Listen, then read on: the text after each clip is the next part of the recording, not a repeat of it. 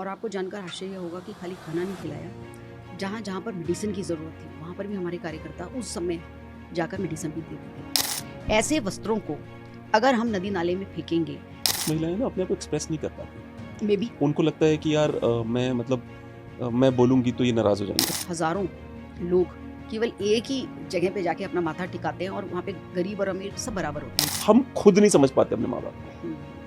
अभी मैं योगी जी से भी मिल के आई थी, बहुत उन्होंने हमें आशीर्वाद दिया।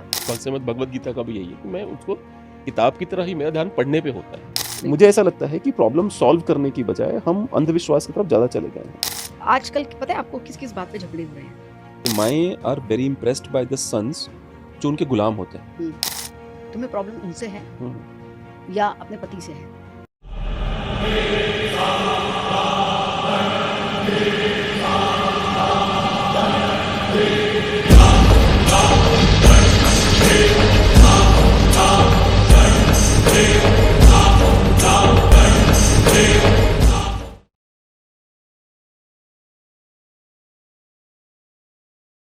दोस्तों नमस्कार, मैं सुशील, आप इकोलेस देख रहे हैं। इकोलेस में हमारे साथ आज डॉक्टर शोभा विजेंद्र आज आई हुई हैं। संपूर्णा नाम का एनजीओ है इनका। एक बहुत इंटरेस्टिंग कॉन्सेप्ट है। उन्होंने ये देखा कि जब भी भगवान की जो मूर्तियां हैं पूरे देश में, दिल्ली में ही, अकेले दिल्ली में हज़ारों मंदिर हैं जो रजिस्टर्ड हैं। मैम ने देखा कि भगवान की मूर्तियों के जो कपड़े होते हैं, उन कपड़ों को लोग नदियों में फेंक दे रहे हैं, कहीं भी पीपल के पेड़ के नीचे रख देते हैं, कहीं उनको उठा के नालों में फेंक दिया जाता है, क्योंकि अधिकतर नदियाँ नाला बन चुकी हैं। तो मैम ने प्रॉब्लम सॉल्व करने की कोशिश करी कि इसका समाधान क्या है समस्या का। तो उन्होंने निर्णय लिया कि मैं डायरेक्टली मंदिरों से बात करूंगी, और जब भी वो, क्योंकि भगवान को एक बार पहनाया हुआ कपड़ा दोबारा नहीं पहनाते लोग, और भगवान के लिए जो लाते हैं वो बेस्ट ही लाते हैं, सबसे अच्छा कपड़ा लेके आते हैं। तो मैम ने डिसाइड किया क्यों ना उन कपड़ों का उपयोग करके मैं समाज के लिए कुछ करूँ। तो उन्होंने बड़े ही ब्यूटीफुल से, क्यूट से और बहुत ही सुंदर सुंदर बैग्स बनाए हैं उसके। और वो ऐसे मजबूत बैग्स हैं कि जो 10 साल 15 साल तक चलेंगे। उसके अलावा पानी का जो स्तर है पूरे देश में, दिल्ली में विशेष रूप से बहुत नीचे जा रहा है। तो किस तरह से पानी के स्तर को ऊपर लाया जा सकता है, उस पर भी काम कर रही हैं। मेक श्योर करना चाहती हैं कि दिल्ली के हर विधानसभा क्षेत्र में पानी के रिसोर्सेज हों। अगर तालाब मर चुके हैं तो रिवाइव हों, कुएं अगर मर चुके हैं तो रिवाइव हों। तो इस पर वो लगातार काम कर रही हैं। वो मेक श्योर करना चाहती हैं कि पानी का जल स्तर ऊपर आ जाए। इनका विवाह भारतीय जनता पार्टी के एक विधायक हैं, लीडर हैं, श्री विजेंद्र गुप्ता जी से हुआ है, पर वो इनकी सेकेंडरी पहचान है। इनकी जो प्राइमरी पहचान है वो ये खुद है, एक शानदार प्रतिभा की धनी और एक बहुत ही इंटेलिजेंट लेडी है। वुमेन एम्पावरमेंट का सीधा साधा उदाहरण है ये, कोई दो राय नहीं है। खुद एम्पावर्ड है कि वुमेन एम्पावर्ड कोई कर नहीं सकता, कोई दे नहीं सकता, अंदर से आता है। तो ये वही है जिन्होंने खुद एम्पावर्ड हुई और लोगों को सिखाती हैं कि एम्पावर्ड कैसे होते हैं। मिलते हैं आदरणीय डॉक्टर शोभा विजेंद्र जी से। मैंने एक और चीज़ देखी है कि सब्सक्रिप्शन नहीं कर रहे हैं लोग क्या करते हैं, देखते हैं वीडियो और सब्सक्राइब नहीं करते हैं, आगे बढ़ जा रहे हैं। आपसे रिक्वेस्ट है, अगर आप वीडियो देख रहे हैं तो सब्सक्राइब ज़रूर करें। संपूर्णा पिछले 33 वर्ष से काम करती है। पहले हम महिला और बच्चों को केंद्रित सारे कार्यक्रम करते थे, हमारे प्रोजेक्ट्स उन्हीं पे कंसंट्रेट करते थे। But for the last Sampurna is an NGO. Sampurna is आपका एन जो है, NGO, I am the founder president. जी जी। और बहुत सारे प्रोफेशनल्स को लेके वो शुरू की गई थी। ईश्वर की कृपा से और सब लोगों के सहयोग से, कोई भी काल आया, कोरोना आया या कोई भी समय आया, हमने अपनी संस्था के अंदर जो हमें करना चाहिए, जिसके लिए संस्थाएं बनती हैं, हम उससे पीछे नहीं हटे। जैसे उस समय पे भी हमने 284 दिन लगातार संपूर्णा के माध्यम से लोगों को खाना दिया। सुबह जो है हम गर्म खाना और शाम के लिए हम पूरे पैकेट्स बना के उनको देते थे, और ये हमारा अनवरत चला है। और आपको जानकर आश्चर्य होगा कि खाली खाना नहीं खिलाया, जहाँ-जहाँ पर मेडिसिन की ज़रूरत थी, वहाँ पर भी हमारे कार्यकर्ता उस समय जाकर मेडिसिन भी देते थे। मैंने ऐसा अनुभव किया कि उस समय तो बहुत सारी एनजीओज़ जो हैं इधर-उधर हो गई थी, इवन कई अपने गाँव लौट गई, क्योंकि उनके पास बहुत सारी चीज़ों की कमी हो गई थी और ऐसे हालात बन गए थे।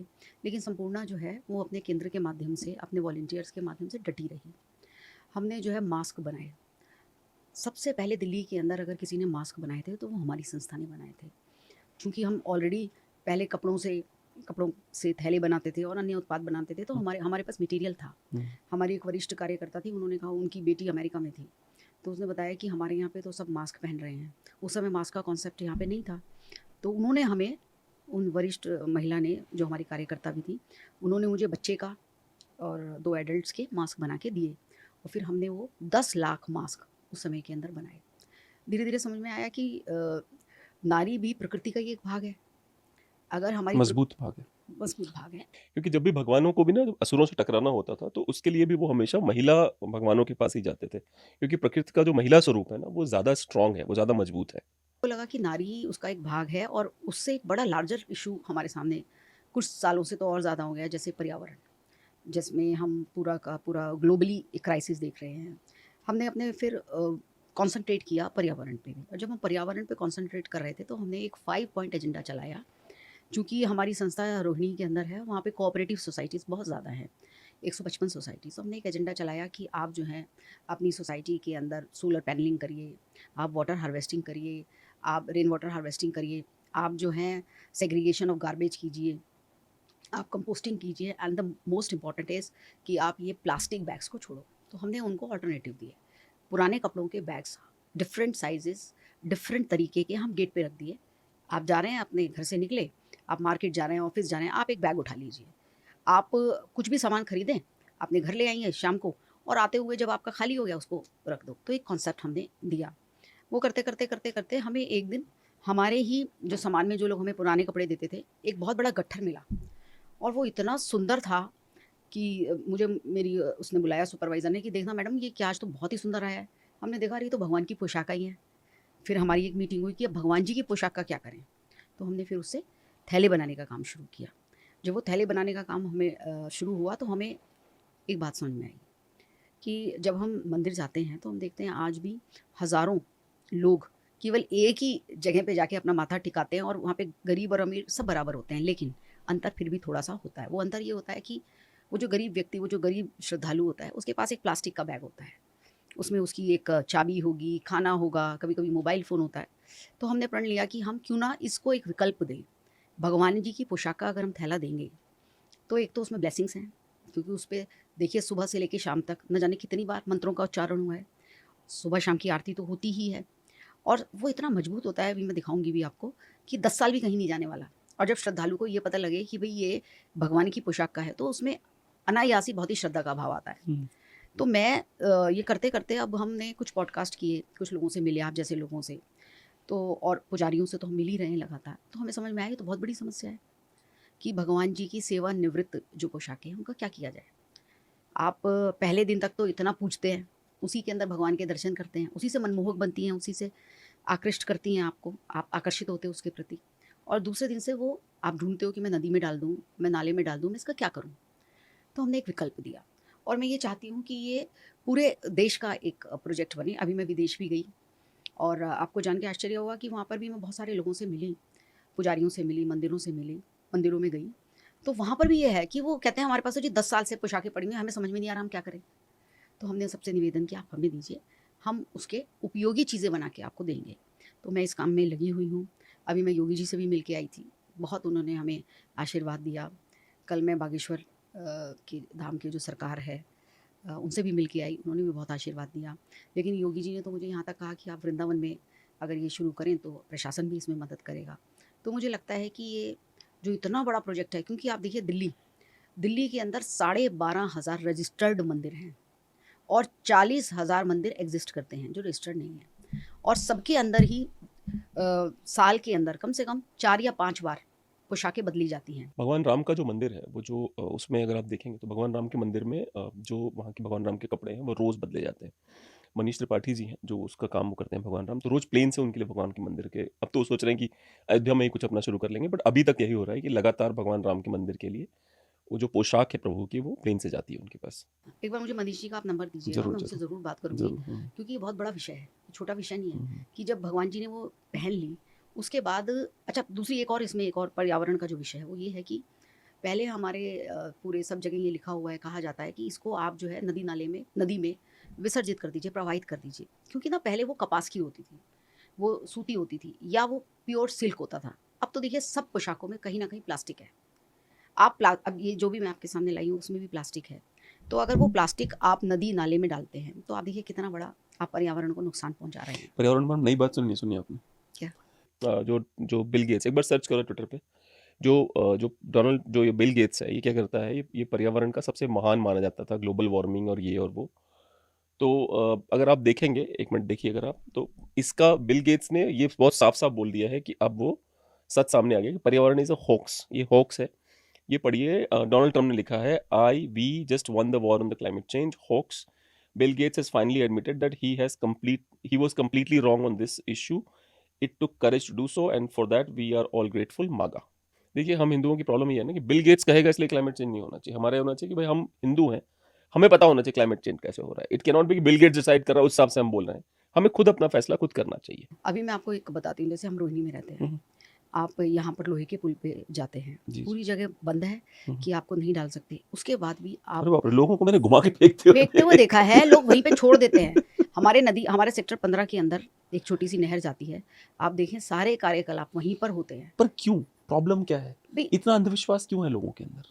नहीं जबरदस्त अंधविश्वास है नहीं, देखिए कई कई कि बातों नदी की, में जाएगा तभी पुण्य मिलेगा मुझे, हाँ हाँ वरना बेइज्जती हो जाएगी हाँ भगवान की, फिर मेरे ऊपर कुछ गड़बड़ हो जाएगी। जी, एक तो वो उस जमाने में ऐसे ही कहा गया, उन्हें यही सिखाया गया, और तब कोई बात भी नहीं थी ना, तब कम हम क्वांटिटी में। बिल्कुल आज आप सोचिए 5,000 से लेके, ये जो भगवान जी की पोशाक है 5,000 से लेके 5 लाख तक की पहनाई जाती हैं, बिल्कुल और उसके अंदर सारी चीज़ें का मिश्रण होता है। प्लास्टिक का तो होता ही होता है, क्या बोलते हैं, सिंथेटिक होती हैं जी वो। जी जी तो जी आज तो एक बहुत बड़ा इशू है ये।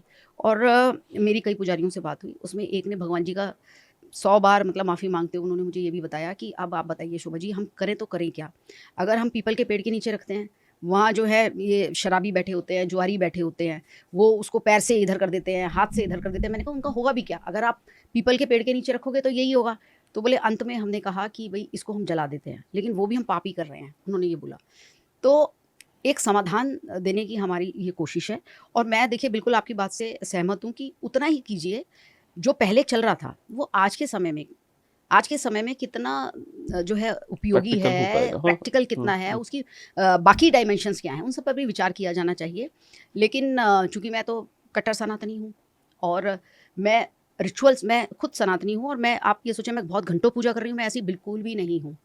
बल्कि मैं आपको अपना एक अगर इसमें बताऊँ तो आपको आश्चर्य भी होगा, और कि मैं एक गॉड ब्राह्मण परिवार से ताल्लुक़ रखती हूँ। तो जब मैं छोटी थी, मैं देखती थी कि हमारे घर में हर वक़्त बर्तन मंजते रहते थे, सफाई होती रहती थी, और ना व्रत, हमारी माँ जो है व्रत करती रहती थी। तो जैसे अभी नवरात्रि आई है, तो घर का एक-एक बर्तन मंजेगा। उसके बिना शुद्ध, मतलब रात में आपने इसमें जो मंजे हुए बर्तन थे उनको भी दोबारा करा जाता था। तो मुझे बड़ा विद्रोह था। मतलब 10th क्लास में मैं बड़ी विद्रोही बन गई थी। तो मेरी मम्मी मुझे कहती थी कि चल और कुछ मत कर, बस भगवान जी को जो है ऐसे आशीर्वाद लेके तभी घर से निकलो। तो उतना मैं करती थी। लेकिन धीरे-धीरे समय के अनुसार, और कुछ परिवर्तन आए, और कुछ मैंने चीज़ों को समझा, तो मेरी भी ईश्वर के प्रति उसी तरीके की आस्था, लेकिन ऐसी नहीं कि अब मैं मतलब हमारे यहाँ नवरात्र हो तो मैं सारे बर्तन मांजूँ या जो है घंटों पूजा करूँ, वो मेरे लिए संभव भी नहीं है। और मुझे ऐसा भी लगता है कि जब भगवान ने कभी ये नहीं कहा कि आप मेरे ऐसे रिचुअल्स कीजिए जिससे सारे समाज को नुकसान हो रहा है, तो मैं उसी बात को प्रचारित करती हूँ। मैं तो वैसे भी एक सोशल वर्कर हूँ, प्रोफेशनल सोशल वर्कर हूँ। तो मुझे ऐसा लगता है कि कुछ ऐसे बिंदु हैं जिस पर मुझे समाज को बताना चाहिए।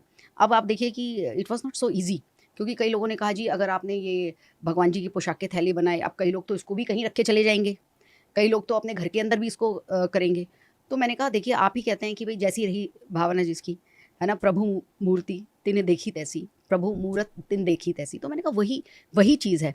मेरा सिर्फ़ इतना तात्पर्य है कि भगवान जी के आशीर्वाद की चीज़, केवल एक दिन जब हम उसे भगवान जी को पहनाते हैं और उससे अलग हम उसको सेवानिवृत्त कर देते हैं, उसके अंदर दोनों में, पर्यावरण की दृष्टि से, उसकी कीमत की दृष्टि से, उसकी जो ब्लेसिंग्स हैं उसकी दृष्टि से उसका सदुपयोग होना चाहिए। और ये एक बहुत बड़ा अभियान है। मैंने अभी आपको दिल्ली का उदाहरण दिया है केवल। आप समझ लीजिए पूरे देश के अंदर कितने मंदिर हैं सही बात है। और कितनी तरीके की पोशाकें बदली जाती हैं, और इन सब का सदुपयोग हो, तो इसमें किसी को आपत्ति नहीं होनी चाहिए। कि मुझे ऐसा लगता है ये लोग भगवान से स्नेह नहीं करते, वो भगवान से डरने वाले लोग हैं। They don't love God, they are scared of God. मेरे घर में रामचरितमानस है, मैं उनको लाल कपड़े में नहीं बांधता हूँ। मेरा ये बिल्कुल नहीं होता कि उनको लाल कपड़े में बांध के रखा जाए। I treat it like any other book at my home. Shrimad Bhagavad Gita का भी यही है कि मैं उसको किताब की तरह ही, मेरा ध्यान पढ़ने पे होता है। मेरी माताजी का अलग तरीका है ज़िंदगी जीने का, वो बिल्कुल करके रखती हैं। वो उसको लाल कपड़े में लपेट के रखती हैं, उसको सर माथे पे लगाती हैं। मैं भी बहुत इज़्ज़त करता हूँ, ऐसा नहीं है। इट्स जस्ट दैट कि मैं सिर्फ़ उसको लाल कपड़े में लपेट के नहीं रखना चाहता हूँ। मैं चाहता हूँ हिंदूज़ प्रॉब्लम सॉल्व करें, किताब से सीखें। ये नहीं कि भैया वो किताब पढ़ी हो लाल कपड़े में, कोई पढ़ ही नहीं रहे हैं। मुझे बिल्कुल। ऐसा लगता है कि प्रॉब्लम सॉल्व करने की बजाय हम अंधविश्वास की तरफ ज़्यादा चले गए हैं, नहीं, वो अनफॉर्चुनेटली। अंधविश्वास की तो मैं घोर विरोधी हूँ। और आप देखिए, अभी आपकी बात से ही मैं लेती हूँ, आपके पीछे भी बहुत सारी पुस्तकें रखी हुई हैं। जी, जी। हमें बचपन में ही सिखाया जाता था कि अगर हमारी किसी पुस्तक पे, कॉपी पे पैर पड़ जाता था तो हम उसको एक बार टच करते थे, क्योंकि हमें हमारा ऐसा मानना था कि ये जो है जो है माँ सरस्वती हैं, जो विद्या है वो माँ सरस्वती जी, है जी। और उसी में सारे ही पुस्तक आ जाती हैं। और मैं बिल्कुल श्योर हूँ इस बात के लिए कि कम से कम आप हिंदुस्तान में, बोलते रहिएगा, मैं कुछ कर हाँ, रहा हूँ बट आपका कैमरा हिंदुस्तान ऑन है। में हाँ, किसी भी ठीक। घर के अंदर, किसी भी घर के जी, अंदर जी, जी। अगर कहीं पे जूते पड़े हैं और हुँ। कहीं पर कोई भी पुस्तक पड़ी है, रामचरितमानस या गीता की बात तो छोड़ ही दीजिए, अगर कोई दूसरी क्लास के बच्चे की भी किताब पड़ी है, तो मैंने हर घर में देखा है, वहाँ के इवन जो घर में काम करने वाले सहायक या सहायिका भी हैं, वो भी सबसे पहले उस किताब को उठाकर किसी उचित लो जगह पर उनके रखते हाँ, हैं। चालू हो गया। क्योंकि हमें ऐसा लगता है कि हुँ। उसके अंदर माँ सरस्वती विराजमान है और अगर हम उसकी इस तरीके से भी रिस्पेक्ट करते हैं, क्योंकि विद्या अपने आप में एक बहुत बड़ी चीज़ है। जिसने एजुकेशन ली, जिसने विद्या ली जी, और जी। विद्या लेके समाज को कुछ दिया। अब हमने इसमें और भी कई अच्छी चीज़ें इसके अंदर ऐड की हैं, जैसे हमने इसमें एक पोटली ऐड की है। हुँ, हुँ। आप ये देखिए, भगवान जी की पोशाक से ये पोटली। अच्छा। आज आप देखें कि जो फैशनेबल वुमेन भी हैं, वो according to their dresses, according to their saris, their colours, वो हाथ के अंदर पोटली लेती हैं। हुँ, हुँ। तो ये भगवान जी की पोशाक से सुसज्जित हुँ, हुँ, एक हुँ, पोटली है हुँ, हुँ। और ये पोटली अगर किसी के पास जाती है, वो इसको अपने वस्त्रों की जहाँ पर जो अलमीरा है वहाँ रखती हैं, तो भगवान जी का आशीर्वाद सीधे उनके साथ जा रहा है। और इस सुंदर, आप देखिए ना कि इसमें हमारे जितने भी भगवान जी के वस्त्र हैं, मैंने अभी तक जितने भी वस्त्र मेरे पास आते हैं उसमें मैंने देखा है कि किसी-किसी में तेल लगा होता है थोड़ा-सा और किसी-किसी के अंदर कोई सिंदूर या कुछ और लगा होता है। नहीं तो ऐसे वस्त्र आते हैं जैसे अभी हम बाज़ार से खरीद कर लेकर जी, आए जी, हैं। जी। ऐसे वस्त्रों को अगर हम नदी-नाले में फेंकेंगे, तो हम देखिए कितना बड़ा नुकसान कर रहे हैं। इकोनॉमी का भी, एक तरीके से ये इकोनॉमी का भी, आर्थिक रूप पक्ष भी अगर हम इसका देखें तो वो भी हम एक नुकसान कर रहे हैं। तो मेरा तो सबसे यही अनुरोध है कि through awareness, awareness is very important.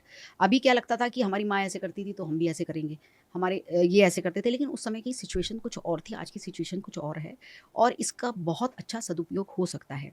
मैं यहाँ पर आपके माध्यम से ये भी बताना चाहती हूँ कि एक संकल्प हमने और लिया है जी।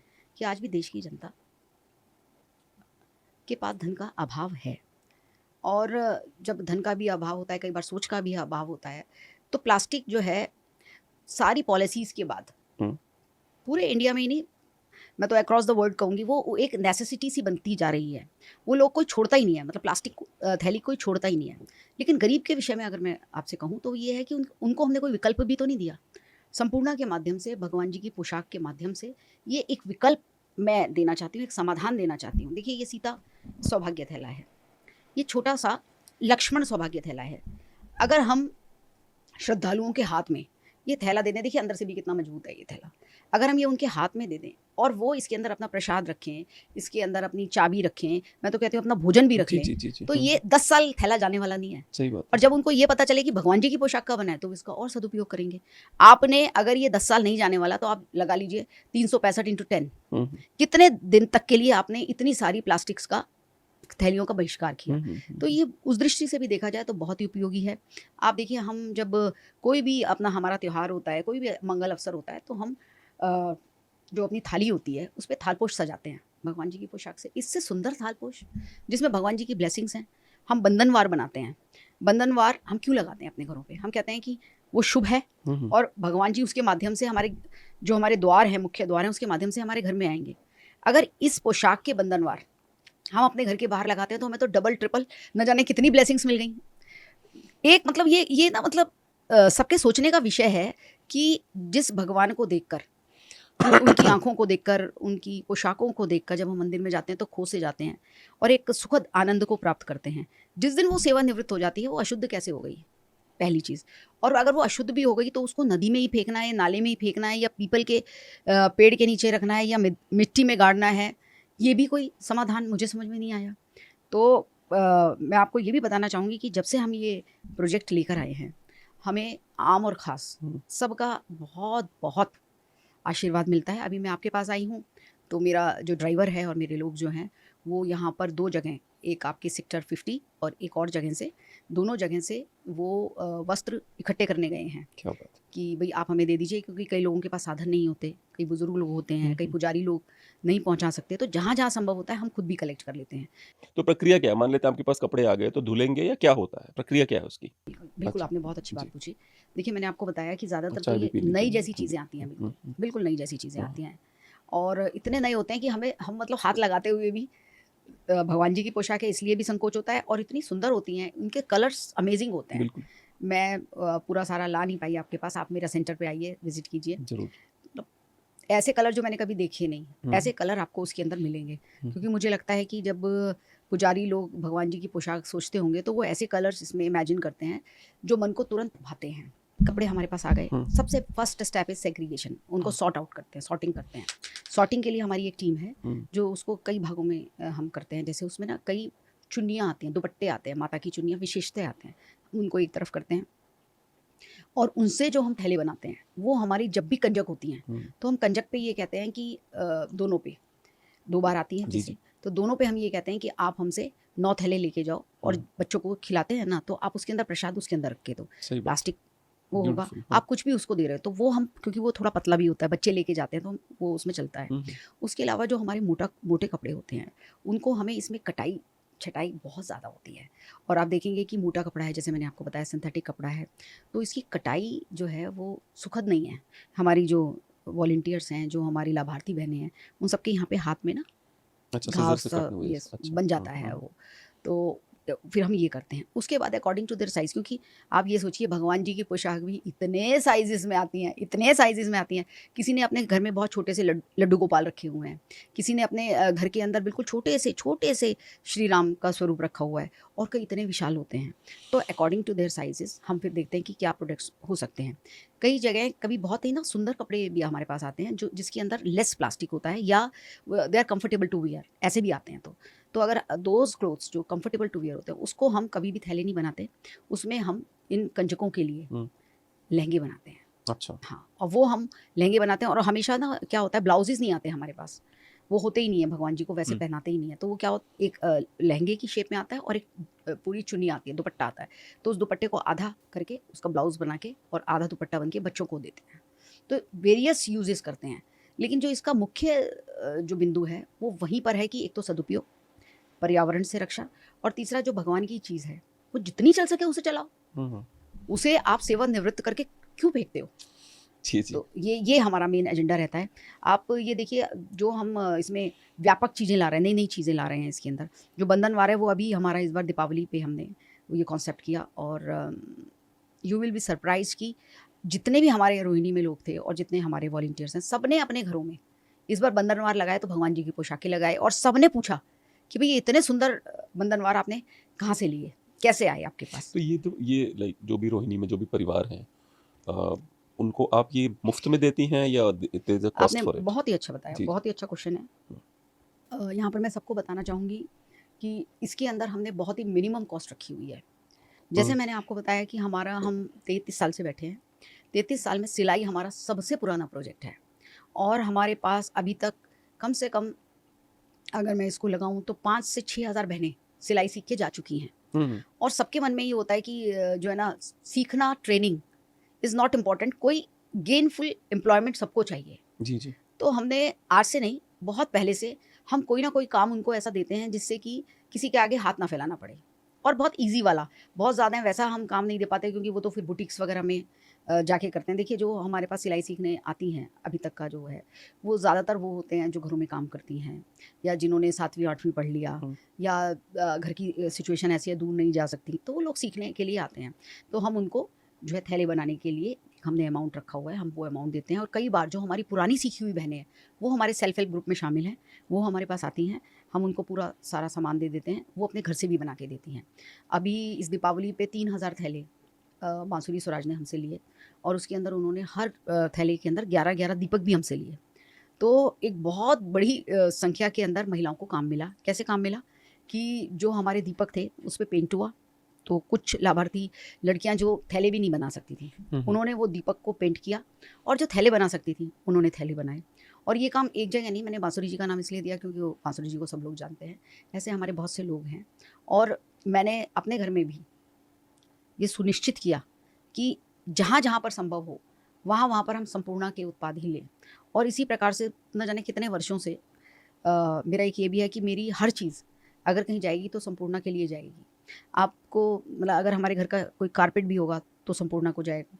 हमारे घर की कोई टेबल होगी तो वो संपूर्णा, मतलब कुछ भी हमारा है तो वो संपूर्णा हो जाएगा। तो ऐसा केवल मैं नहीं करती, हमारा एक बहुत बड़ा ग्रुप है। जैसे मैंने अभी आपको बताया 33 ईयर्स हो गए हैं मुझे। मेरी जो वर्किंग प्रेसिडेंट है आशा जैन, वो पिछले 25 साल से संपूर्णा में हैं। तो वो भी 25 साल से इसी प्रकार से समाज सेवा में जुड़ी हुई हैं, वो बहुत सारे काम करती हैं। तो it's a huge group of women, and not only women, man are also there, क्योंकि हम ये मान के चलते हैं कि संपूर्णा जो है संपूर्ण है। तो संपूर्ण तो पति पत्नी और भाई बहन, अच्छा, मुझे यानी लगा पुरुष और का। वो बोलेंगी आप जस्ट जोकिंग। हाँ, कि मुझे पुरुष लगा है। बोलेंगी पति पत्नी और वो मिलके ही संपूर्ण होते हैं। नहीं नहीं नहीं नहीं, कभी नहीं होते। नहीं, प्लीज कंटिन्यू। नहीं, वो तो एक संपूर्ण तो नहीं होते। हाँ, एक टसल जरूर हो जाती है, मतलब वो तो एक ऐसी चीज़ हो जाती है, पर हो जाती है। हाँ हाँ, मेरे ख्याल से कोई इतना कोई जानबूझ के तो शायद हाँ हाँ, ऐसे नहीं पढ़ता होगा। हाँ। तो हमारी संस्था में हम एफसीसी भी चलाते हैं, उसके लिए भी हमने रखा हुआ है एफसीसी क्या है? Family counselling centre. अच्छा, और सेंट्रल सोशल वेलफेयर बोर्ड से हम 2000 में हमको मिला था। उससे पहले भी हम फैमिली काउंसलिंग करते थे। हमने सीआईसी भी चलाया, crisis intervention centre for child abuse rape victims, वो भी हमारा चलता है। बिकॉज हमारी संस्था जो है प्रोफेशनल संस्था है। हम कोई ऐसे नहीं है कि कोई हम नेता की पत्नी हूँ तो इसलिए मैं चला रही हूँ। मैं इसमें क्वालिफाइड हूँ, और मुझे ऐसा लगता है कि मास्टर्स इन सोशल वर्क करके और दिल्ली स्कूल से एमफिल पार्ट 1 करके अगर मैं घर पे बैठ जाती हूँ जी जी। तो ये विकसित भारत कैसे बनेगा। मुझे एक बात बताइए, जब आप अभी आपने चूंकि नेता की पत्नी मेंशन किया, तो जब आप जहाँ तक मुझे लग रहा है कि एक समय ऐसा था जहाँ पे आप बराबरी पे थे अपने पति के, बिल्कुल शुरुआत में चलते हैं, तो ऐसा क्या होता है कि महिलाएं जो पुरुषों के बराबरी पे चल रही होती हैं, विवाह करने के उपरांत तुरंत वो कहीं बैकफुट पे चली जाती हैं, और जो पति होता है वो थोड़ा फ्रंट फुट पे आ जाता है। ऐसा क्या होता है महिलाओं के साथ में, मैं वो जानना चाहता हूँ। महिलाओं के साथ कुछ नहीं होता। हम्म, देखिए मुझे मैं बहुत ही बिल्कुल आपको अपने ऊपर जी बीती जी बताती हूँ जी, कि ड्यूरिंग माय एजुकेशन टाइम्स मैं खुद एक लीडर थी। बिल्कुल। और ऐसे नहीं, मतलब स्कूल से ही बहुत लोग मेरे पीछे चलने वाले, और मुझे बहुत अच्छा लगता है। मतलब मैं आई एम बहुत ही पॉलिटिकली एक्टिव अवेयर रही हूँ शुरू से ही। फिर जब शादी हुई तो मेरे ऊपर कोई ऐसा बंधन नहीं था, लेकिन मैंने अपना रास्ता क्या चुना। मुझे ऐसा लगता था कि पॉलिटिक्स के अंदर अब घूमना पड़ेगा, जाना पड़ेगा। मैंने मास्टर्स ही किया था, तो मैंने शादी के बाद एमफिल पार्ट 1 किया। फिर मेरा बेटा हो गया, मेरा फर्स्ट डिवीज़न में मैंने Delhi school of social work से किया, लेकिन मैं उसका सेकंड पार्ट इसलिए नहीं कर पाई क्योंकि उसके तुरंत बाद ही बेटी आ गई। तो वो 3-4 इयर्स बीत गए, और तब ध्यान आया कि वो एमफिल पार्ट 1 करके कुछ भी नहीं था, अगर सिनॉप्सिस तैयार था। लेकिन मैंने हार नहीं मानी। उसके बाद मैंने फिर अपना पीएचडी किया। फिर पीएचडी में कुछ साल लगे, मीनवाइल संपूर्णा भी हो गई। तो मैंने देखा कि विजेंद्र जी की जो राह थी, it was rather more difficult, because every day he has to go out, every day he has to work since morning to late evening as a woman. मुझे ऐसा लगता था कि अगर मैं बच्चों को भी देख रही हूँ तो मैं इतना काम नहीं कर सकती। और मेरी माँ ने भी एक दिन मुझे बोला कि किसी उसमें नहीं पढ़, अपने शरीर का भी ख्याल करना है। मतलब तुम इतना नहीं कर सकती हो कि तुम सुबह गई और रात को आ रही हो, और फिर दोनों बच्चों का क्या होगा। वैसे माएँ बड़ा अजीब से सलाह देती हैं ना, पहले बोलती हैं कि बच्चे पैदा कर लो, हाँ। पहले बोलती हैं, पहले माएँ प्रेशर, बच्चे पैदा कर बच्चे। जैसे ही बच्चे पैदा हो जाते हैं वैसे माएँ आ जाती हैं कि अपने शरीर का भी ध्यान रख, क्या काम में इतनी बिजी। अजीब सा चल रहा होता है वो मम्मियों क्या का। करें, वो बेचारी क्या करें। देखिए ऐसा है कि it happens with every mother, क्योंकि मैं भी ऐसे अपनी मम्मी का बहुत मजाक उड़ाती थी और ऐसे कुछ कुछ बोलती रहती थी। लेकिन नाउ आई रियलाइज़ कि मतलब बिल्कुल काफ़ी बातों में वो सही थी। वो ये चाहती हैं कि मेरी बेटी के जीवन में कोई कष्ट ना आए। देखिए मैं आपको बताऊँ, अगर अगर बच्चा नहीं होगा तो आज नहीं तो कल, कल नहीं तो परसों हो सकता है उसके जीवन में कुंठा है। तो उस अरे कुंठे से कुंठा है तो कुत्ता पालिए ना। नहीं, आजकल तो यही हो रहा है, देखिए वोक महिलाओं को नहीं देखा आपने, कुत्ते का विरोध जो चल रहा था सड़क पे, हाँ, जो सड़क पे लोग पूरा का पूरा लेफ्ट उतर गया था कुत्ता पाल के, कि नहीं हम तो कुत्ता ही पालेंगे। मुझे ऐसा लगता है मैम कि जिन महिलाओं ने हर सोशल सिस्टम जो उनके परिवार की थाती थी उसको लात मारी, ना उन्होंने बच्चे पैदा किए, ना उन्हें पति चाहिए, कुछ नहीं चाहिए, अब क्या होता है, कुत्ता मिल गया। और कुत्ता क्या होता है, कुत्ता इज अ लॉयल थिंग। आप घर पहुंचिए, कुत्ता आपसे बहस नहीं करता, आपका नहीं। पति नहीं है वो कि कहाँ थी इतने देर क्यों आई। जी कुत्ता आपसे उछल कूद मचाता है, और मैम आप आ गई, मैं तो बड़ा खुश हूँ आप आ गई। उसे केवल 2 रोटी चाहिए, एक मीट का टुकड़ा चाहिए, अगले दिन फिर आपका वेट करता है उसी खुशी से वो। जी बिल्कुल। आप समझ रहे हो। तो मुझे ऐसा लगता है कि डॉग लवर्स जो महिलाएं हैं, इन्होंने अपने बच्चे पैदा करने की जो कुंठा है उसको एक डॉग से रिप्लेस कर दिया। आपको पता है अनफॉर्चुनेट पार्ट क्या है, मैं कोई रिलीजन की भी बात नहीं कर रहा हूँ, अनफॉर्चुनेट पार्ट ये है कि आप गूगल करिए कि कितने मुसलमानों के माँ बाप वृद्धाश्रम में हैं, आपको वो संख्या 0.01 पे मिलेगी। और कितने हिंदुओं के हैं, तो बाकी सब आपके हिंदुओं के माँ बाप मिलेंगे वृद्धाश्रम में जिनको उनके बच्चों ने छोड़ दिया है, और उन बच्चों के पास कुत्ता भी होगा, कोई बड़ी बात नहीं है। क्योंकि देखिए हार्मोन तो आपको सेवा करने के लिए, जो आपके महिलाओं के पुरुषों के हार्मोन जो होते हैं वो ऐसे बने होते हैं प्यार करने के लिए, सेवा करने के लिए, लड़ने के लिए, आप समझ रहे हैं, हर चीज के लिए बने हैं, बिल्कुल बने हैं। है ना, बच्चों के लिए, बच्चों का स्नेह है। हुँ। अब वो नहीं मिल रहा है तो उसका रिप्लेसमेंट कुत्ता कर लेता है, बिल्ली कर लेती है, ऐसा मुझे लगता है। नहीं यार, आपने ये जो एग्जाम्पल दिया, सबसे एप्ट एग्जाम्पल दिया। लेकिन मैं अभी कल ही एक ऐसे डॉक्टर से मिली जो गंगाराम में डॉक्टर हैं। वो हमारे किसी फंक्शन में भी आए और मैं अभी तक उनको याद कर रही हूँ कि वो अपनी माँ को लेके आए थे उस अच्छा, कार्यक्रम के अंदर। अच्छा। तो फिर मैं उनके से मिलने के लिए गई कल रात को ही। मुझे बहुत ही अच्छा लगा। तो डॉक्टर साहब जो है इंग्लैंड में थे, उनके डॉक्टर हैं गंगाराम में, और सिंधवी, डॉक्टर सिंधवी उनका नाम है। तो उन्होंने मुझे बताया कि मेरी माँ अकेली थी और मेरी वाइफ है वहाँ, बच्चे हैं, वो भी डॉक्टर हैं वहाँ। लेकिन जब मुझे पता चला कि भी मेरे पिताजी नहीं हैं और मेरी माँ अब अकेली हैं, तो मुझे रात रात भर नींद नहीं आती थी। तो मैं अपनी माँ के पास आ गया और वो यहाँ पर दिल्ली के अंदर ही रह रहे हैं। और जिस तरीके की डिवोशन मैंने उनको अपनी माँ के प्रति देखी, मैंने उनसे कहा, डॉक्टर साहब, आज जो समाज जिस तरीके से चल रहा है, आप एक उदाहरण हैं और अब मैं जहाँ भी जाऊँगी आप इस बात को बताऊँगी। तो आप देखिए ना कि स्थितियाँ क्या पड़ी हैं कि हमें ऐसे उदाहरण देखने को मिल रहे हैं। मैं ऐसे न जाने कितने परिवारों को जानती हूँ, क्योंकि मैं जैसे मैंने बताया एफसीसी करती हूँ और शुरुआत भी ऐसे ही हुई थी कि मैं काउंसलिंग, मेरा सब्जेक्ट रहा है। काउंसलिंग और करेक्शनल एडमिनिस्ट्रेशन मेरा सब्जेक्ट रहा है। मैं पिछले 25 साल से national institute of criminology and forensic sciences में फैकल्टी भी हूँ, क्या बात जो अब एनएफएसयू हो गया है रोहिणी जी, में। जी, जी, जी। तो हर तरीके की सोशल प्रॉब्लम्स मेरे पास एक आती सवाल रहती है, हैं। चूँकि आपके पास एक्सपीरियंस अच्छा है, जो महिला बहू बन के आती है घर में, ठीक है? जब उसको अपनी सास की नफ़रत एक्सट्रीम पे पहुँच जाती है, तो क्या उसके मन में एक बार भी ये विचार नहीं आता कि मेबी मैं भी इस सिचुएशन में जा सकती हूँ? वो क्या गड़बड़ क्या है? साइकोलॉजिकली क्या गड़बड़ होती है? आपको हाँ, क्या लगता है? देखिए मुझे ऐसा लगता या है कि सास को इतनी नफ़रत बहू से, हाँ, वो क्या गड़बड़ क्या है? चूँकि आप काउंसलिंग भी करती हैं, आपको साइकोलॉजी भी पता है। मुझे समझाइए क्योंकि मैं समझ नहीं पाया अभी तक। नहीं, आपने बहुत ही अच्छा क्वेश्चन किया है। हुँ, हुँ। ये बहुत ही डिफ़िकल्ट भी है आंसर करना। वैसे तो देखिए बहुत सारी रिलेशनशिप ऐसी होती हैं जिसके अंदर इट्स अ पावर गेम, और जो सास और बहू वाला भी है ना, हुँ, उसके अंदर भी पावर गेम ही है। अच्छा।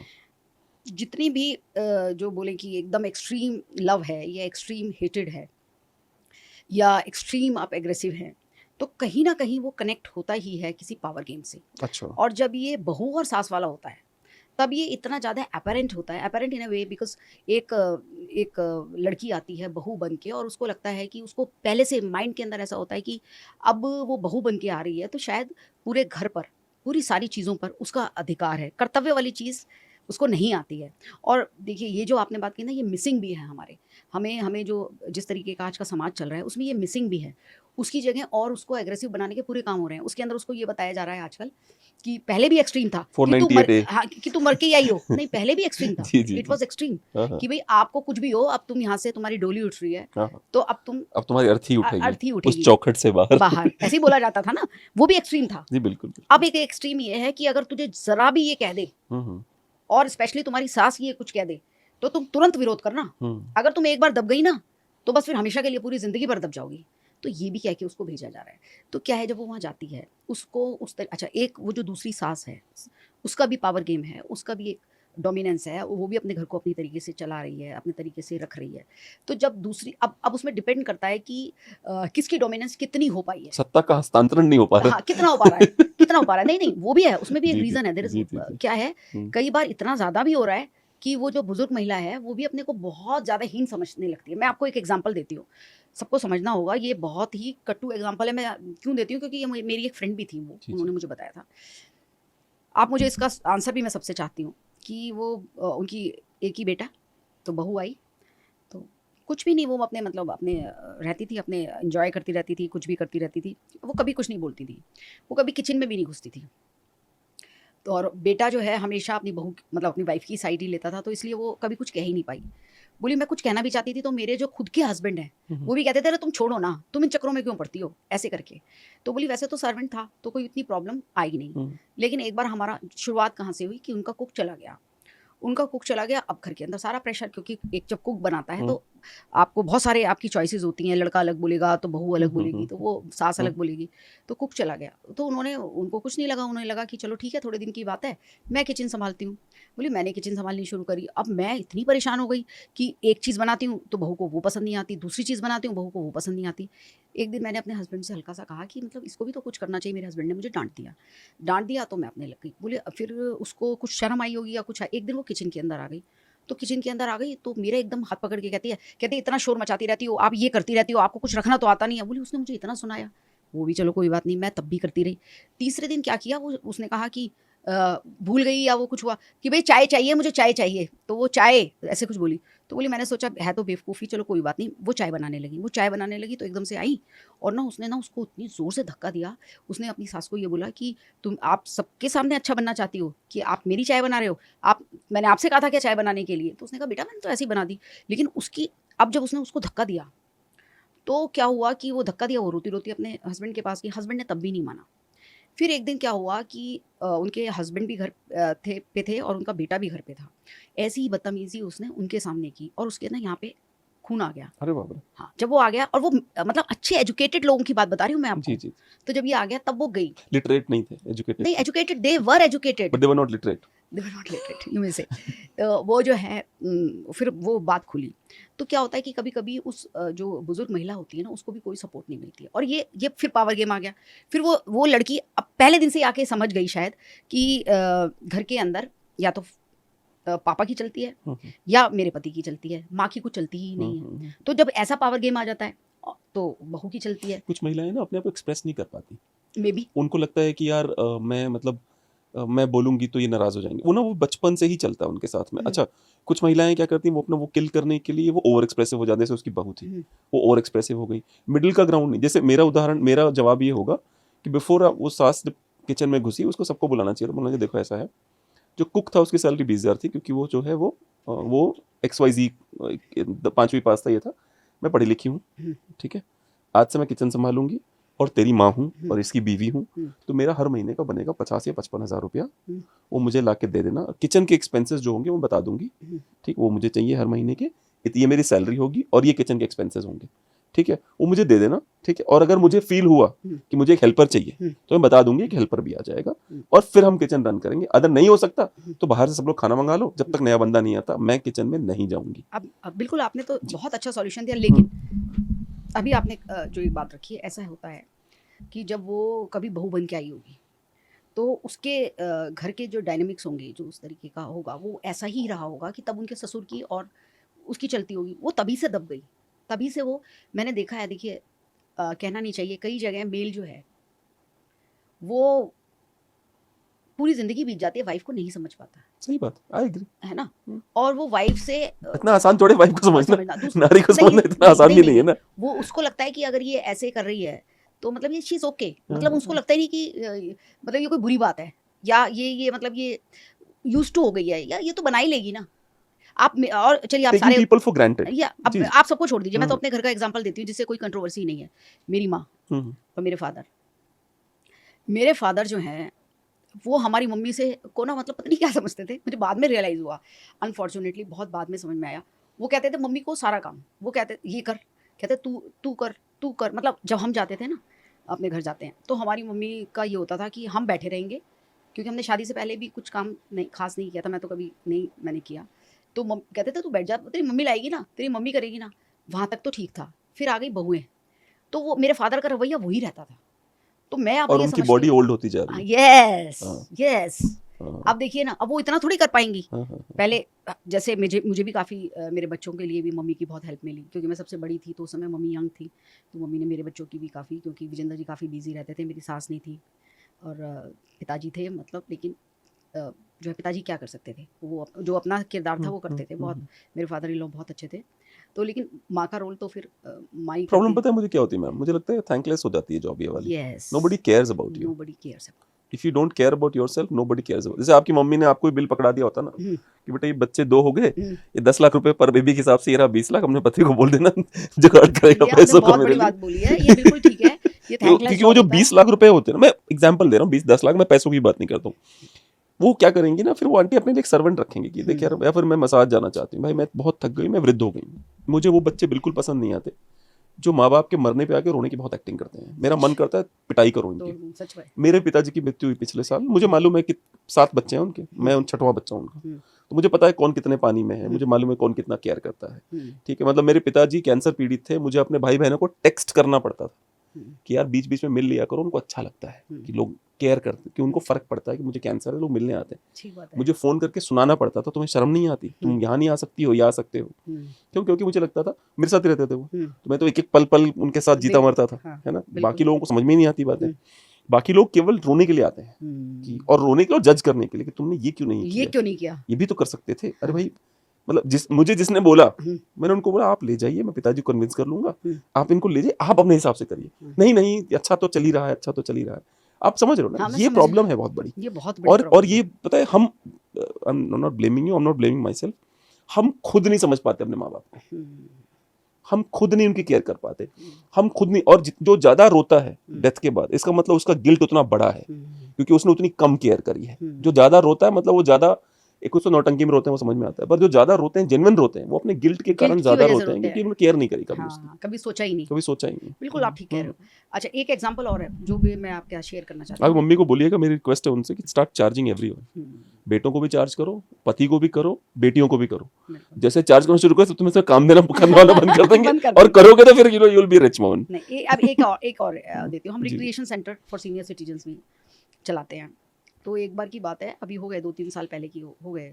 तो मैंने देखा कि सारे ना मेल आते हैं उसमें। They come for reading the newspaper, just to have free good time. बैठते हैं, बात करते हैं, ये करते हैं। तो एक दिन मैंने पूछा, मैंने कहा शर्मा जी एक बात बताओ, उनको क्यों नहीं लेके आते? तो उनका आंसर सुनिए आप, वो भी मैं सबको बताती हूँ। कि वो कहते हैं कि देखो शोभा जी, अब कभी पोता आएगा, अभी स्कूल से, है ना, हम 10 बजे, साढ़े 10 बजे आते हैं, 12 बजे स्कूल से पोता आ जाता है, कभी कोई काम वाली आती है, कभी कोई आता है, तो दरवाज़ा कौन खोलेगा? मैंने कहा उनको रिक्रिएशन की ज़रूरत नहीं है, उसको नहीं जरूरत है। उनको थोड़ा-सा टाइम की ज़रूरत। बोले नहीं, वो खुद ही मना करती है कि तैयार होंगी, वो करूँगी, आप ही चले जाओ। तो मतलब अब ये इस तरीके का थोड़ा-सा, अभी जैसे मैंने आपको बताया, एक अपना भी एग्ज़ाम्पल दिया था कि उस समय पे मुझे ऐसा लगा कि अब बच्चे भी छोटे हैं, मेरा कम्फ़र्ट भी तो है ना कुछ थोड़ा-सा। तो मेबी थोड़ा-सा उनका कम्फ़र्ट हो गया, थोड़ा-सा समाज ने इस तरीके का वो बना दिया, तो उनको लगता है कि घर के अंदर बस मैंने ये कर दिया तो बस मेरा काम भी हो गया और मेरा जीवन भी ऐसे चल गया। ये बहुत बड़े इश्यूज़ हैं, मेरी ये एक बहुत बड़े थियरी है इस इश्यूज़ हैं। मुद्दे में, मैं आपको बताता हूँ, मेरी थियरी है। हुँ, मेरी थियरी है कि दो लोग ऐसे थे, और मैं जातिवाद में नहीं मानता हूँ, पर मुझे ऐसा लगता है, दो लोग ऐसे थे जो प्रतिबद्ध थे, हुँ, एक महिलाएं हुँ, और एक ब्राह्मण। हुँ, दोनों प्रतिबद्ध थे हुँ, कि भाई हम अपना काम करेंगे, हुँ, ठीक है। हुँ, दोनों को समाज ने ग्रांटेड लिया, हुँ, और लगातार ग्रांटेड लिया, और ये कहा कि तुम, उनको थैंक यू बोलने के बजाय हुँ, उनके ऊपर इल्जाम लगाए गए कि तुम करते ही क्या हो। हुँ, जैसे एक फिल्म आई थी, ओ माय गॉड, हुँ, ठीक है, उसमें कहा गया, ब्राह्मण जो पंडित जी पूजा करवाए थे, एक बच्चा होता है जो कहता है पंडित जी एक मंत्र का अर्थ बताओ, और 10 रुपए ले लो, हुँ, जो वो पैसे चढ़ाते हैं उस टाइम पे।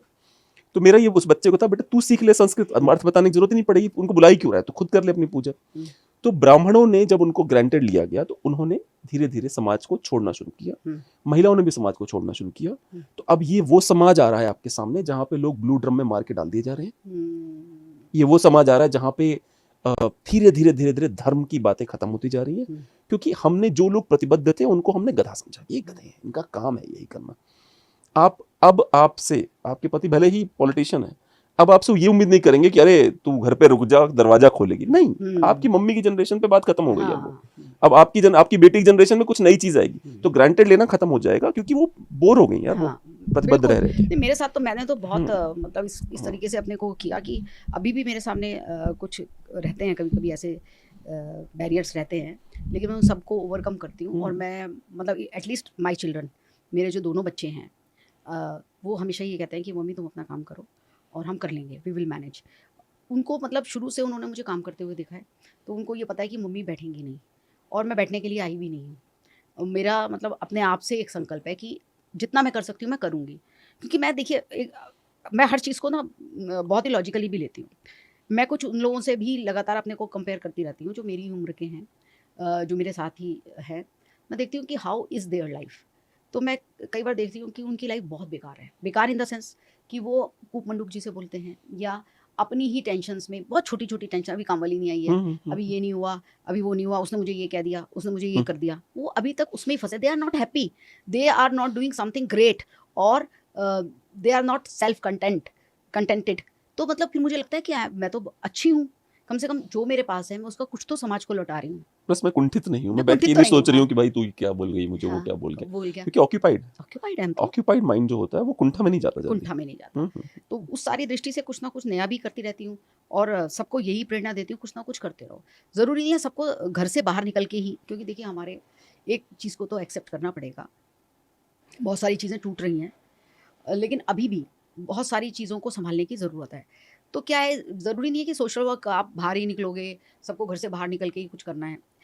आप एक पारिवारिक यूनिट है, उस परिवार को सँभालना, आपके घर में कोई कामवाली आ रही है, उसको सँभालना, आपके कोई स्वीपर आ रहा है, उसको सँभालना, आपने नेबर्स को सँभालना। आजकल पता है आपको किस-किस बात पे झगड़े हो रहे हैं?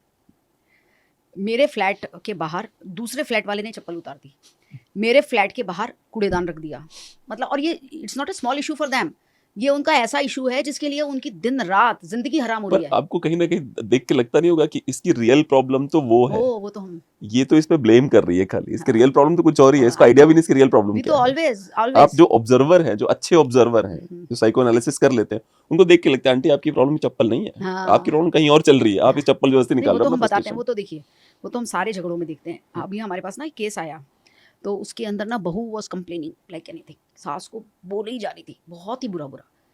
तो कोऑपरेटिव सोसाइटी में अच्छे खासे, तो मैंने कहा चलो मैं उनसे बात करती हूँ, सास को बुलाया, सास से बात हुई, तो बोली बेटा ये दोनों इतने झगड़ते हैं, इतना झगड़ते पति हैं, पत्नी, पति पत्नी, अच्छा, हाँ, हाँ, और इतना झगड़ते हैं।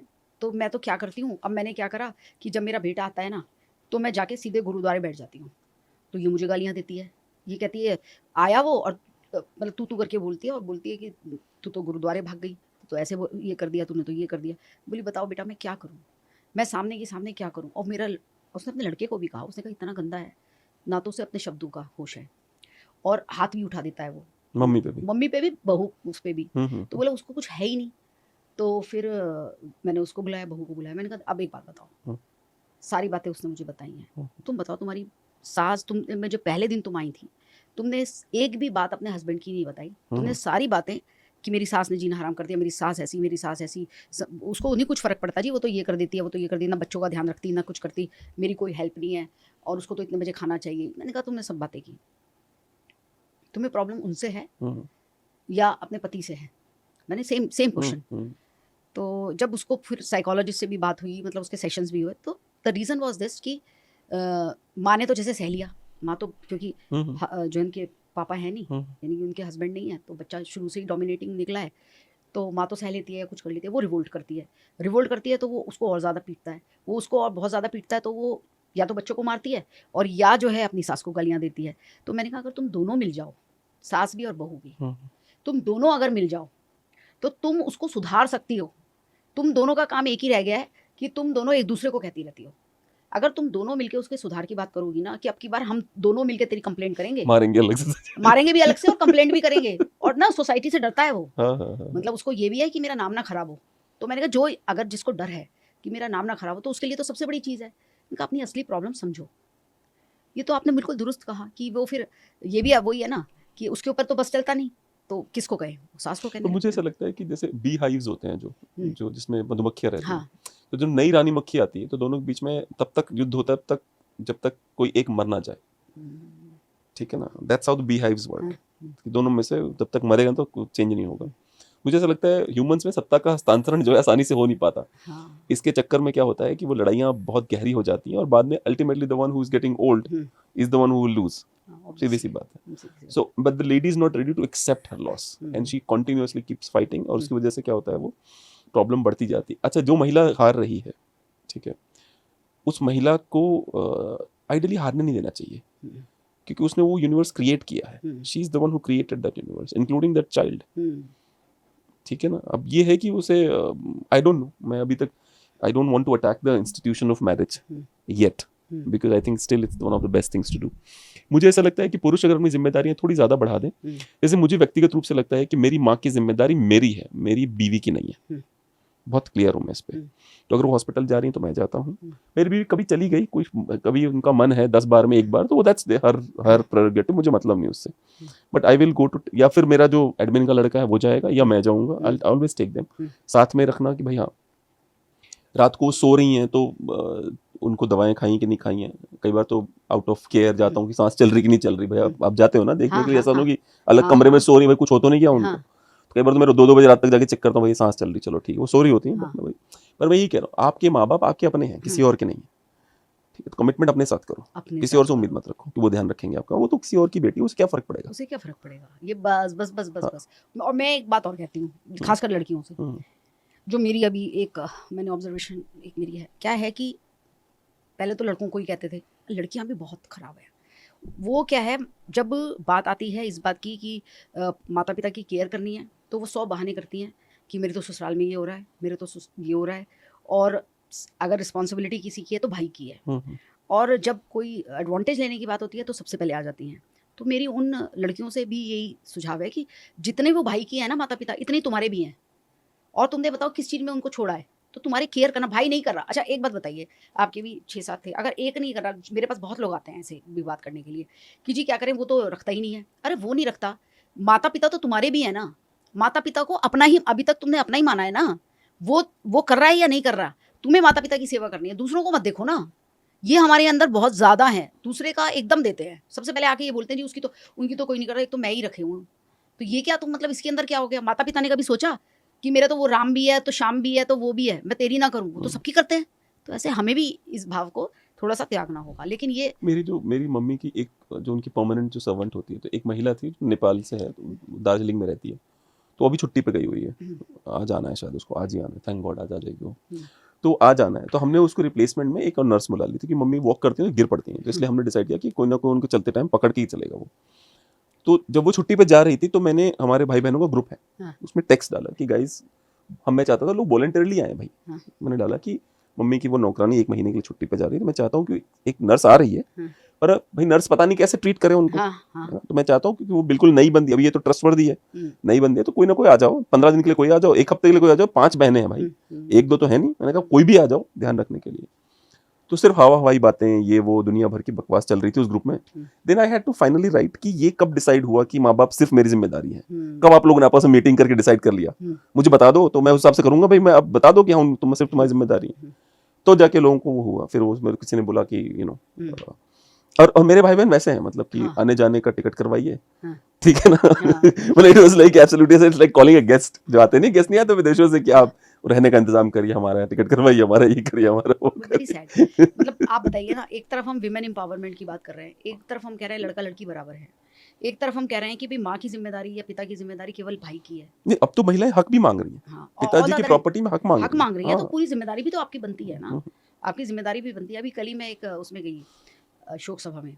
तो जिस शोक सभा में गई, तो वो जो व्यक्ति थे, वैसे तो खुद ही बहुत महान व्यक्ति थे। हुँ, महान बोल दीजिए। हाँ, तो महान व्यक्ति थे। लेकिन क्या है कि उनका बेटा हमेशा जी, मुझे 2 साल से कंप्लेंट फादर जी, जी, की जी, जी, कि जी। आप समझा दो, आप जी, समझाओ, जी, आप जी, जी। समझाओ। हाँ, मैंने हाँ। कहा जी मेरी समझ में नहीं हाँ, हाँ, समझते वो। हाँ। सब मुझे कहता रहता था। हुँ, अच्छा, और मैंने कहा कि भई तुम भी तो ये गलत कर रहे हो, तुम भी तो ये गलत कर रहे हो, वो सुनता नहीं, वो अपनी ही उसमें। हुँ, हुँ, और थोड़ा मुझे लगता है डिप्रेशन में भी था वो लड़का।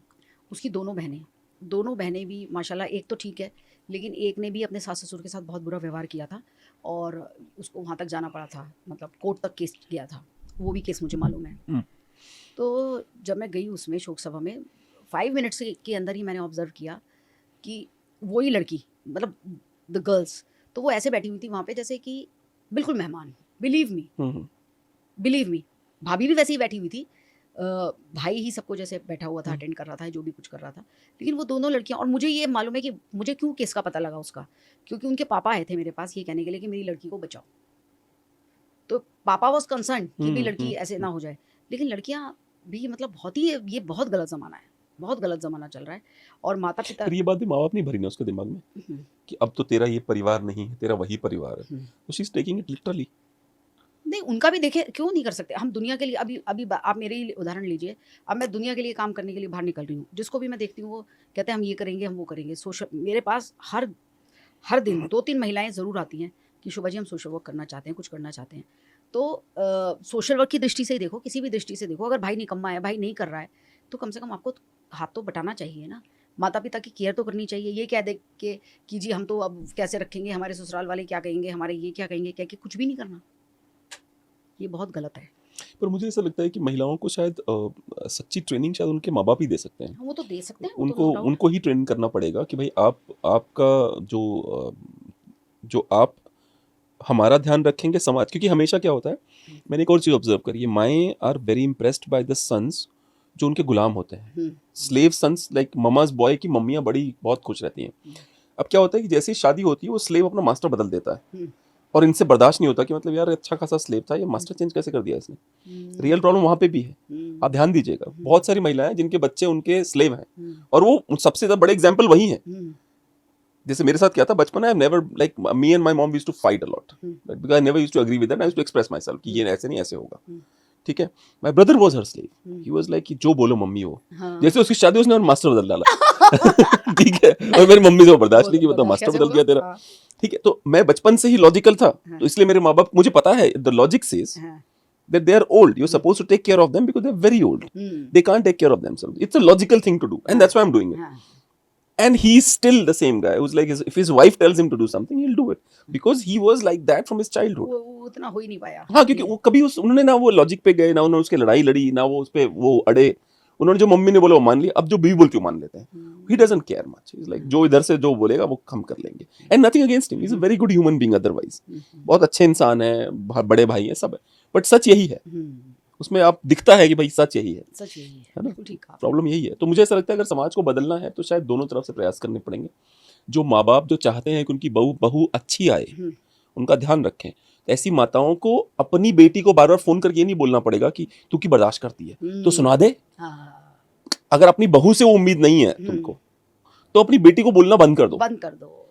क्योंकि कई परिवार मैंने अपनी आंखों, मेरा one of the very good friends of mind, his family was broken because उसकी जो बीवी आई थी उसकी माँ ने कभी अपनी बेटी से बात करना बंद ही नहीं किया। वो डिक्टेट करती थी टर्म की, तेरे घर में क्या चलेगा। उसकी बीवी की माँ वो डिक्टेट करती थी। अनफॉर्चुनेटली इसकी जो माँ थी वो भी अपनी बेटी के जीवन में डिक्टेट करती, तेरे घर में क्या चलेगा। अंत में डिवोर्स हो गया दोनों का, वो अपने घर वो चली गई, यूएस चली गई, अभी यहाँ दिल्ली में ही रहता है। But this is how it's going to be. बिल्कुल ठीक कह रहे हो, बहुत सही कह रहे हो। ये तो हम अपने केसेस में देखते ही हैं, प्री मैरिटल काउंसलिंग में भी हम देखते हैं। अच्छा, एक चीज़ और, एक जी, और जी। जो मेरी बहुत ही जो मेरी बिल्कुल पर्सनल ऑब्जर्वेशन है, जो मैं इतने सालों के केसेस देख रही हूँ, कि लव मैरिज हो या अरेंज मैरिज हो, क्या है कि जो शादी आगे चलनी नहीं है ना, उसमें ना जो ये कोर्टशिप के, या अगर अरेंज मैरिज है तो जो आप टाइम तय करते हो 2 महीने 3 महीने, इसमें ही ना कोई इंडिकेशन आ जाता है कि वो फैमिली में ऐसे हो रहा है, वो ठीक नहीं है, इट्स नॉट गुड। लेकिन क्या है, हम ब्रेक नहीं करते, हम कहते हैं अरे अब तो शादी हमने कर दी है, पक्की कर दी है, और ना वो चीज़ उनके माइंड में बैठ जाती है, और वो आगे आगे तक वो चीज़ चलती ही चलती रहती है। आप जिस भी केस में डिवोर्स देखोगे ना, तो आप जरा उसको पीछे से ऑब्जर्व करना। फॉर एग्जाम्पल, हमने जैसे हमने देखा कि एक, जब हमारे पास एक आए तो it was a love marriage, हमारी कोई जानकार थे, तो ना वो बिल्कुल ही इस बात को लेके राजी नहीं थी कि लड़की किसी अदर कास्ट से है और ये सब कुछ है, बहुत ज़्यादा कि अब पर क्या करें, अब लड़के ने कर लिया, क्या करें अब लड़के ने कर लिया, क्या करें अब लड़के ने कर लिया। मैंने देखा कि वो मतलब उनसे कभी गया नहीं, और अंत में वो डिवोर्स ही हुआ। एक हमारे जानकार थे, अरेंज मैरिज थी, तो और बहुतों में देखा है मैंने, नॉट इन वन केस। तभी कोई थ्योरी बनती है, ऑब्जर्वेशन से बहुत सारी इकट्ठी हो जाती हैं। तो उसमें हमने देखा कि वो जैसे ना, उसने कहा वो तो इतने लालची हैं, इतने लालची हैं, वो तो मतलब एक एक चीज़ पे नज़र रखे हुए हैं। तो मैंने कहा अगर वो इतने लालची हैं, आपको अभी पता चल गया वो इसके भी पैसे मांग रहे हैं, वो इसके भी पैसे मांग रहे हैं, तो आप छोड़, अरे शोभा जी अब कैसे छोड़ें बताओ, अब तो मतलब समाज का डर। समाज का डर। और मैंने कहा वो तो बात ठीक है, पर एक चीज़ आपको सामने दिख रही है, मान जाओ, नहीं माने, फिर लास्ट के अंदर यही हुआ। तो कहीं ना कहीं इंडिकेशन भी आ जाता है, ऐसा नहीं है, हम उसको इग्नोर मार देते हैं।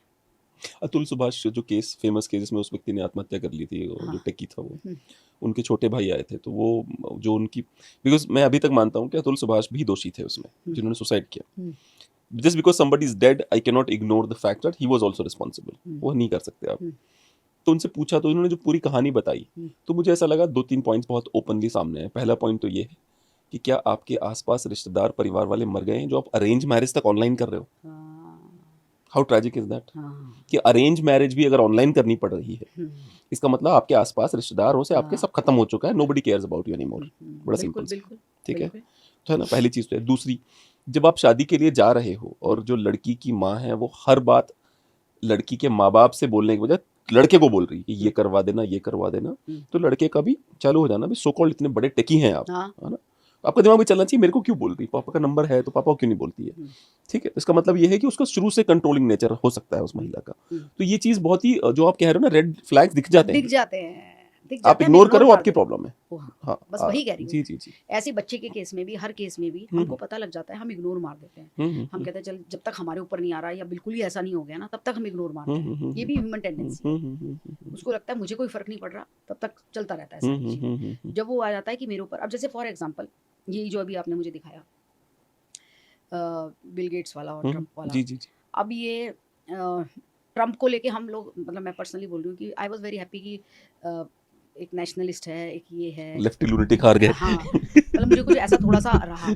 फिर अब जब इसने उल जलूल सारी स्टेटमेंट देनी शुरू कर दी और सारा करने लगा, तो कि भाई क्या खप्पी बना है नहीं नहीं, प्रेसिडेंट। आप उसको समझिए। हम्म, अब मैं ये आपकी एक जगह पे मैं भी पहुंचा था, हम्म, क्योंकि जब ट्रम्प प्रेसिडेंट बन रहे थे ना मैम, तो मैंने बहुत ऑब्जर्व, बहुत क्लोजली फॉलो किया था इलेक्शन, और मुझे ये बात नवंबर 2024 में इलेक्शन हुए थे, मुझे ये बात 2023 के अंत में पता थी ट्रम्प जीत रहा है। हम्म, आई डोंट नो हमारे इतने बड़े मंत्रालय क्यों नहीं पता चली हम्म, कि ट्रम्प जीत रहा है, जब मेरी ऑब्जर्वेशन कह रही है 1 साल पहले ही जीत रहा है वो। हम्म, इनको कैसे नहीं पता चली? ये समझ रहे बात हो, है। मुझे सरप्राइजिंग लगा वो।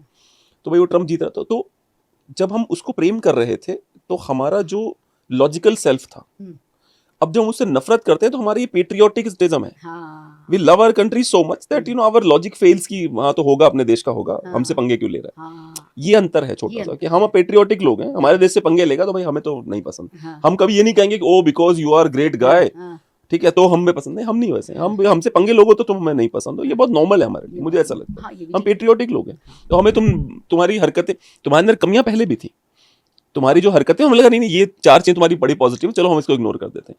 जब तुमने हम पे हमला किया तो हमें तुम्हारी कमियां पहले नजर आ रही, देखो ये तो नीच भी है। हाँ, बड़ा सिंपल सा है, तो बड़ा सिंपल वो सा है। वैसा ही हुआ। क्या हमें अब जैसे उसका वो जो स्टेटमेंट है, हम्म, जो जो वो क्लाइमेट हॉक्स जो उसने बोल दिया है, hmm, I agree with that statement कि हम्म, क्लाइमेट हॉक्स हो सकता है, मना नहीं करूंगा, because I am not an expert ना, मैंने किताबें इतनी डीप में पढ़ी हुई है। इसका मतलब ये नहीं कि ट्रम्प के द्वारा कही हुई हर बात बात महान होती है, महान इसका ऐसा होती है, कुछ नहीं है। महान जी होती जी है। हाँ। अब वाटर को लेके जो सारी चीज़ें चल रही हैं, वो देखिए, वाटर को भी हमें समझना तो पड़ेगा ही। नहीं, पानी का तो दिख रहा है ना दिख कि रहा है ना, 120 फुट पे मिल रहा था, अब 300 फुट पे चला 300 गया। फुट पे दिख रहा है कि भाई इसमें बिल्कुल। क्या, कितना मना करूंगा मैं उसमें। एक हमारा हाँ प्रोजेक्ट वो भी है, हम वाटर लिटरेसी, जो आपने लिटरेट की बात की ना, जी हम जी। 3 चीज़ों को जगह जगह ले जा रहे हैं पूरे देश में। अभी हमने बेंगलोर में बड़ा कार्यक्रम किया था। हम कहते हैं कि एक तो कि water literacy should be included in the syllabus, her level पे ट्रू। उसको इंट्रोड्यूस कीजिए। दूसरा, हम कहते हैं कि एक वाटर यूनिवर्सिटी बनाओ। हमारे देश का, हमारे देश का क्या, सभी देशों के अंदर वाटर एक कमोडिटी बनता जा रहा है जो ह्यूमैनिटी के अगेंस्ट है। अगर वाटर की निटी ग्रिटीज़ पे, वाटर के सारी चीज़ों पे ध्यान नहीं दिया गया, तो ये कम्युनिटी बन, जो जो मतलब कमोडिटी बन जाएगी। जो कहा जा रहा है ना कि थर्ड वर्ल्ड वॉर होगी इसके ऊपर, वो होगी। वो हम देख ही रहे हैं, नोट ही कर रहे हैं। तो एक मतलब फिर उसके लिए कुछ किया तो जाए ना, स्टडी कैसे करी जाए, कैसे किया जाए, रिसर्चेज कैसे हो, एक यूनिवर्सिटी बने। एक हम कह रहे हैं कि वाटर बॉडीज़ को रिवाइव करो। प्रधानमंत्री जी ने इतनी अच्छी योजना दी, 5,000 अमृत सरोवर, 5 लाख रुपए, 3 दिन का कार्यक्रम जयपुर में किया था जल जी के ऊपर। जी जी। तो हम, हमारे काफ़ी सारे लोग यहाँ से, दिल्ली से भी गए थे, और हमने जयपुर के भी बहुत लोगों को बुलाया था। तो उन्होंने हमें एक वाटर बॉडी दिखाई, और वो इतनी सक्सेस स्टोरी है, बाई चांस फ़ोन अभी मेरे पास नहीं है, कि वो उस, पहले क्या था कि सारे लोग पलायन कर रहे थे और सिर्फ वहाँ पर केवल और केवल औरतें रह गईं। तो उन्होंने कहा कि ये तरुण संघ करके है, जो वाटरमैन राजेंद्र सिंह जी की का बेटा, उसने दिखाई थी।